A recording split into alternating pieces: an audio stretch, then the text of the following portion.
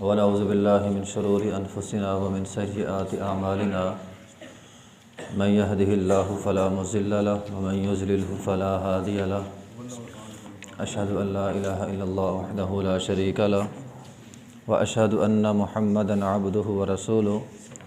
یہ صفحہ نمبر 69 اور 70، آیت نمبر ہے 110۔ اعوذ باللہ من الشیطان الرجیم، بسم اللہ الرحمن الرحیم۔ وَأَقِيمُوا الصَّلَاةَ وَآتُوا الزَّكَاةَ وَمَا تُقَدِّمُوا لِأَنفُسِكُم مِّنْ خَيْرٍ تَجِدُوهُ عِندَ اللَّهِ إِنَّ اللَّهَ بما تعملون بصیر۔ وَأَقِيمُوا الصَّلَاةَ، اور نماز قائم کرو، وَآتُوا الزَّكَاةَ، زکوٰۃ دیتے رہو، وَمَا تُقَدِّمُوا، اور جو بھی تم آگے بھیجو گے، لِأَنفُسِكُم، اپنے نفسوں کے لیے، من خیرٍ، کوئی بھی بھلائی، تجدوہ، تو تم اس کو پاؤ گے، عند اللہ، اللہ کے پاس، ان اللہ، بے شک اللہ تعالیٰ، بما تعملون، جو تم عمل کرتے ہو، بصیر، خوب دیکھنے والا ہے۔ وَأَقِيمُوا الصَّلَاةَ وَآتُوا الزَّكَاةَ، نماز پڑھو اور زکوٰۃ دو۔ پیچھے بات ہو رہی تھی یہودیوں کے حسد کی۔ فرمایا یہودی حسد کر کے تمہیں بڑا پریشان کرنے کی کوشش کریں گے، تم نے کیا کرنا ہے؟ یہودیوں کے حسد میں اپنا وقت ضائع نہیں کرنا۔ تم نے کیا کرنا ہے؟ نماز پڑھنی ہے، تم نے زکوٰۃ دینی ہے، تم نے اپنی آخرت کی تیاری کرنی، وَمَا تُقَدِّمُوا لِأَنفُسِكُم، نیکی کے کام کرنے تاکہ تمہاری آخرت بہتر ہو جائے۔ تو یہودیوں کے حسد کی وجہ سے فرمایا اپنا وقت ضائع نہ کرو، فَاعْفُوا وَاصْفَحُوا، جو کل ہم نے پڑھا۔ یہودی حسد کرتے ہیں، تمہیں تکلیف پہنچانا چاہتے ہیں، تمہارا وقت ضائع کرنا چاہتے ہیں، تمہیں دین کے کام نہیں کرنا چاہتے۔ تم یہودیوں کو منہ ہی نہ لگاؤ، ان کو درگزر کرو اور اپنا وقت بچاؤ، اور اپنا وقت نماز میں، زکوٰۃ میں، نیکی کے کاموں میں خرچ کرو۔ دیکھیے وقت بڑی قیمتی چیز ہے، وقت بڑی قیمتی چیز ہے، اس کو کسی حاسد کی نظر نہ کریں۔ کوئی بندہ آپ سے جلتا ہے، کوئی بندہ آپ سے حسد کرتا ہے، آپ سارا دن اسی کے بارے میں بیٹھے سوچتے رہیں، آپ اپنا وقت ضائع کر رہے ہیں۔ تو وقت ایک قیمتی چیز ہے۔ نبی علیہ السلام کی حدیث ہے، آپ علیہ السلام نے فرمایا کل الناس یغدو ضائع فمعتقها او موبقها۔ نبی علیہ السلام نے فرمایا ہر بندہ صبح کرتا ہے، ہر بندہ صبح کرتا ہے، ہر بندہ صبح کرتا ہے شام تک، یا تو اپنے وقت کو ضائع کر کے اپنے لیے جہنم خرید لیتا ہے، یا اپنے وقت کو قیمتی بنا کے جہنم سے آزادی حاصل کر لیتا ہے۔ تو شام تک یا تو وہ جہنم سے آزاد ہو جاتا ہے یا جہنم کے گڑھے میں گر پڑتا ہے۔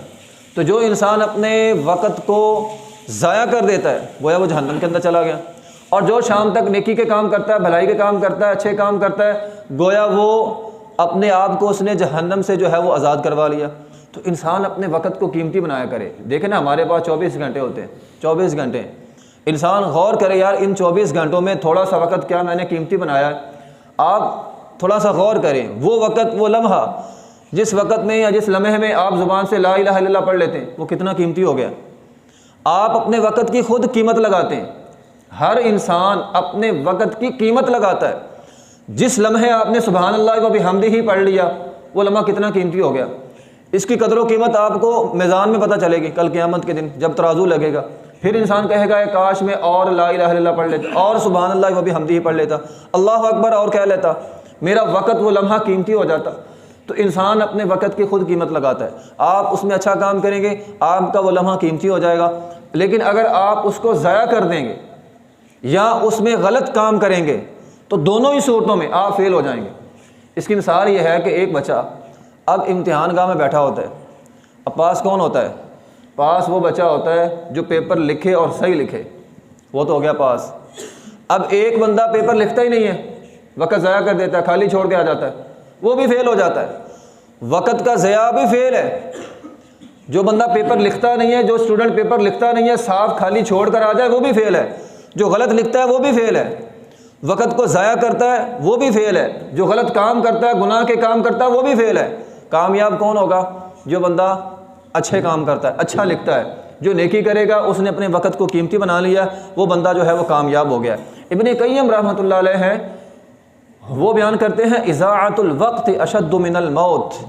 ابن قیم رحمۃ اللہ علیہ فرماتے ہیں وقت کا ضائع کرنا موت سے زیادہ خطرناک ہے، موت سے بھی زیادہ خطرناک چیز وقت کا ضیاع ہے۔ پوچھنے والے نے پوچھا کیسے؟ فرمانے لگے لأن الموت یقطعک عن الدنیا واہلها۔ موت کیا کرتی ہے؟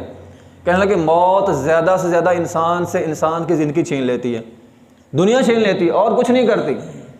موت نے زیادہ سے زیادہ آپ سے آپ کی زندگی چھیننی ہے، لیکن فرمایا اضاعت الوقت، جو وقت کو ضائع کرتا ہے اس کی دنیا بھی تباہ ہو جاتی ہے، آخرت بھی تباہ ہو جاتی ہے۔ وقت کا ضیاع دنیا اور آخرت دونوں کی تباہی کا باعث بنتا ہے، اس لیے فرمایا وقت کا ضیاع موت سے زیادہ خطرناک چیز ہے، موت سے زیادہ تکلیف دہ چیز ہے۔ اس لیے انسان اپنے وقت کو قیمتی بنائے۔ آج بھی یہودیوں کا ایجنڈا یہی ہے، مسلمانوں کا وقت ضائع ہو۔ آپ دیکھ لیں جس طرح کل بھی ہم نے پڑھا، یہ سارا سوشل میڈیا، یہ سارا پروگرام ہمیں دیا ہوا، یہ سارا ہی وقت کا ضیاع ہے۔ نوجوان ساری ساری رات لگے رہتے ہیں، سارا دن لگے رہتے ہیں، بڑی بڑی گیمیں نکال دی ہیں، سارے 24 گھنٹے اسی کام کو دے دیے ہیں، اور یہ سارا وقت کا ضیاع۔ اس دور میں بھی وہ وقت کے ضیاع کی کوشش کرتے تھے، آج تک بھی ان کا یہی کام ہے کہ مسلمانوں کا وقت جو ہے وہ ضائع کریں۔ تو انسان فرمایا اپنا وقت قیمتی بناؤ، نماز کے ذریعے، زکوٰۃ کے ذریعے، ان یہودیوں کے حسد میں کھو کر اپنے وقت کو ضائع نہ کرو۔ ایک بندہ ہے، اور یہ وقت جو ہے نا اس لحاظ سے بھی قیمتی ہے۔ اب ایک بندہ، میں ہے یا آپ، کوئی بھی ہے ہم میں سے آدمی، اگر کوئی بندہ یہ چاہتا ہے کہ میں پتہ کر لوں میرا رب مجھ سے راضی ہے یا ناراض ہے، اس کا بھی طریقہ یہ ہے۔ آپ اگر یہ جاننا چاہتے ہیں آپ کا رب آپ سے راضی ہے یا ناراض ہے تو کیسے پتہ چلے گا؟ انسان اپنے وقت کو دیکھ لے۔ اگر اس کا وقت اچھے کاموں میں گزرتا ہے تو سمجھ لے اس کا رب اس سے راضی ہے، اللہ نے اسے توفیق دی اچھے کام کرنے کی۔ لیکن اگر اس کا وقت ضائع ہو رہا ہے، وہ برے کاموں میں اپنے وقت کو ضائع کر رہا ہے، فارغ ہے، تو سمجھ لے اس کا رب اس سے راضی نہیں، اللہ اسے دین کا کوئی کام نہیں لینا چاہتا، اللہ نے اسے نیکی کی توفیق نہیں دی۔ تو اللہ کی رضا بھی وقت پر منحصر ہے۔ اگر آپ کا وقت قیمتی چیزوں میں، نیکی کے کاموں میں خرچ ہو رہا ہے تو آپ کا وقت قیمتی ہے، آپ کا رب آپ سے جو ہے وہ راضی ہے۔ تو بہرحال انسان غور کیا کرے اپنے 24 گھنٹوں میں۔ تو فرمایا کیا کرو؟ ان یہودیوں کے حسد میں اپنے وقت کو ضائع نہ کرو، واقیم الصلاۃ، نماز پڑھو۔ نماز کیا ہوتی ہے؟ بندہ پیچھے اللہ تعالیٰ کے سامنے اپنا سر جھکا دیتا ہے، پیچھے حسد کی بات ہے، یہاں نماز کی بات ہے۔ تو کیا پتہ چلا؟ جو بندہ عاجزی کے ساتھ اللہ کے سامنے جھک جائے اس کا سینہ حسد سے صاف ہو جاتا ہے، بغض سے صاف ہو جاتا ہے، کینہ، نفرت یہ دل سے نکل جاتا ہے۔ یہ نماز ایسی چیز ہے، نماز ایسی چیز ہے، اگر بندہ خشوع خضوع کے ساتھ صحیح طور پہ نماز ادا کرتا ہے اس کا سینہ حسد سے صاف ہو جاتا ہے۔ وہ اللہ کے سامنے جھک گیا، جس نے اپنا سر ماتھا اللہ کے سامنے جھکا دیا اس کے دل میں حسد رہتا ہی نہیں ہے۔ لیکن اگر کوئی بندہ یہ سمجھتا ہے کہ میں نمازیں بھی پڑھتا ہوں، 5 وقت کی نمازیں بھی پڑھتا ہوں، میرا حسد پھر نہیں جاتا، میرا کینہ پھر نہیں جاتا، تو اس کی کیا وجہ ہے؟ اس کو اپنی نماز کی فکر کرنی چاہیے کہ میری نماز وہ نماز نہیں ہے جو نماز ان الصلاۃ تنہی عن الفحشاء، انسان کو برائیوں سے روکتی ہے۔ اس کی نماز میں وہ تاثیر نہیں ہے، اس کی نماز میں وہ قبولیت نہیں ہے، اسے اپنی نماز کی اصلاح کرنی چاہیے، ورنہ نماز سے انسان کا سینہ جو ہے وہ صاف ہو جاتا ہے۔ تو اقیم الصلاۃ، فرمایا نماز پڑھو، وآتوا الزکاۃ، زکوٰۃ دو۔ اب حسد کی دوسری وجہ مال ہوتا ہے، تو جو بندہ فرمایا مال کی کنجوسی نہیں کرنی، اس میں کم از کم فرضی زکوٰۃ تو دینی ہے تاکہ تمہارے دل سے حسد جو ہے وہ ختم ہو جائے۔ تو نماز اور زکوٰۃ انسان کے دل سے حسد کو ختم کرتے ہیں۔ تو فرمایا زکوٰۃ دینی ہے۔ زکوٰۃ فرضی زکوٰۃ ہوتی ہے، ہر سال بعد ہر بندے پر زکوٰۃ فرض ہے۔ اگر اس کا مال وہ صاحب نصاب ہے، 52.5 تولے چاندی اس کا نصاب ہے، جس کے پاس 52.5 تولے چاندی کے برابر پیسہ پڑا ہوا ہے، اس پیسے پر سال گزر جائے اس پر زکوٰۃ فرض ہو جاتی ہے، 2.5% زکوٰۃ ہوتی ہے، وہ اس نے سال بعد ادا کرنی ہوتی ہے۔ اس کے لیے کوئی رمضان کا مہینہ یا شعبان کا مہینہ مختص نہیں ہے۔ ہاں اگر کوئی اپنے شوق سے پہلے، وقت سے پہلے زکوٰۃ دینا چاہتا تو یہ اس کی مرضی ہے، لیکن سال بعد جب آپ کے پاس پیسے آئے ہیں، آپ کے پاس 1.5-2 لاکھ روپیہ ہے، اس پر سال گزر گیا ہے، اس پر زکوٰۃ فرض ہے، آپ نے اس میں سے جو ہے وہ زکوٰۃ دینی ہے۔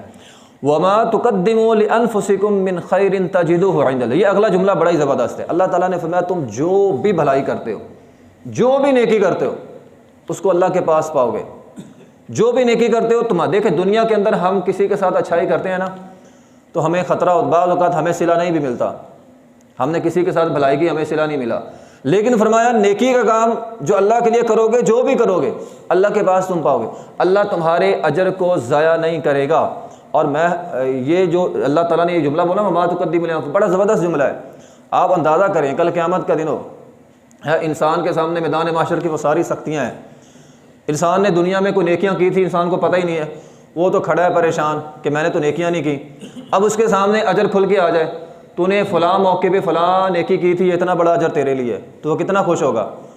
اس کی مثال ایسے ہی ہے جیسے ہم دنیا میں سالوں پہلے ہم سے کوئی چیز گم ہو جائے، پھر بعد میں پیٹی کے نیچے سے مل جائے، ہم کتنا خوش ہوتے ہیں۔ ایک تولہ سونے کی انگوٹھی گم ہو گئی، سالوں پہلے اس کی وقت بھی کم تھی، ہمارے حالات بھی اچھے تھے، ہم نے اتنی فکر نہیں لی، گم ہو گئی کوئی بات نہیں، خیر ہے 20,000 کی ہے، لیکن اب آپ کو مل جائے اس کی قیمت بھی بڑھ گئی ہے، 2 لاکھ اس کی قیمت بھی ہے، آپ کو پیسوں کی ضرورت بھی ہے، کتنا بندہ خوش ہوتا ہے۔ تو ٹھیک اسی طرح وہاں پہ ہوگا، انسان پریشان کھڑا ہوگا، اللہ تعالیٰ سے فرمائے گا یہ تیری فلاں فلاں نیکی تجدوہ عند اللہ، اللہ تعالیٰ فرمائے گا تو کر کے بھول گیا تھا، میں نے سنبھال کے رکھی ہیں، یہ تیری نیکیاں ہیں، لے لے، بندہ کتنا خوش ہوگا۔ تو میں تو کہتا ہوں جس طرح انسان اپنی دکان پہ یا اپنی جگہ پہ اقوال زرعی لگاتا ہے نا، یہ قرآن کی یہ آیت کا حصہ انسان لگا لے، وما تقدموا لانفسکم من خیر تجدوہ عند اللہ، جو بھی بھلائی کریں گے اللہ سے مل جائے گی، انسان کی ساری پریشانیاں ختم ہو جاتی۔ بعض اوقات انسان پریشان اس لیے ہوتا ہے یار میں اتنا اچھا کام کرتا ہوں مجھے صلہ نہیں ملتا، اور یہ چیز انسان کو نیکیوں سے دور کر دیتی ہے۔ تو انسان اپنے دل اور دماغ میں یہ آیت بٹھا لے کہ جو بھی نیکی کروں گا دنیا کچھ دے نہ دے اللہ کے پاس مجھے تجدوہ عند اللہ، اللہ کے پاس مجھے وہ نیکی جو ہے وہ مل جائے گی، اللہ بھولتا نہیں ہے۔ شاید یہ آیت کریمہ صحابہ کرام نے اچھی طرح دل اور دماغ میں بٹھا لی تھی، اس لیے وہ سارا کچھ خرچ کر دیتے تھے، لیکن کبھی انہوں نے پرواہ نہیں کی، زندگی کی ساری جمع پونجی دے دیتے۔ صہیب رضی اللہ تعالیٰ عنہ مکہ آئے، غریب تھے، پیسہ کمایا، مالدار ہو گئے، کہنے لگے میں نے ہجرت کرنی ہے، مکہ والوں نے گھیر لیا، کہنے لگے صہیب تو غریب تھا، کنگال تھا جب ہمارے پاس آیا تھا، اب تم نے ہمارے پاس رہ کر اتنا پیسہ کمایا، سارا پیسہ ساتھ لے جا رہے ہو؟ کہا پیسے کے لیے روکا مجھے؟ کہا ہاں، کہا پیسہ تم لے لو، سارا ہی ان کو دے دیا۔ نبی علیہ الصلوۃ والسلام کے پاس چلے گئے، نبی علیہ الصلوۃ والسلام نے فرمایا صہیب کیا کر کے آئے ہو؟ فرمایا دنیا لوٹا کے آیا ہوں، ہاں اللہ اس کے رسول کی محبت دل میں بٹھا کے آیا ہوں۔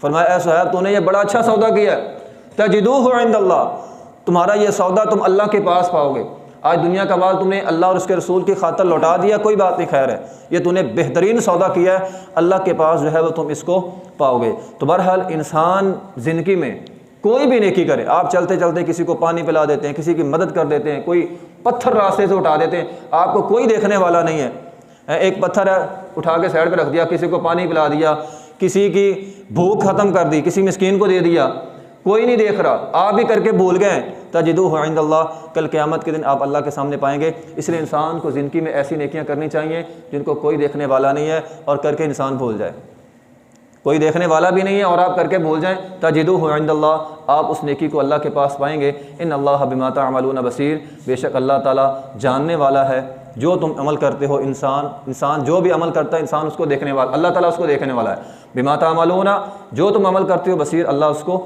دیکھنے والا ہے، اس لیے انسان کو اللہ کی خاطر اعمال کرنے چاہیے۔ وآخر دعوانا الحمد للہ رب العالمین۔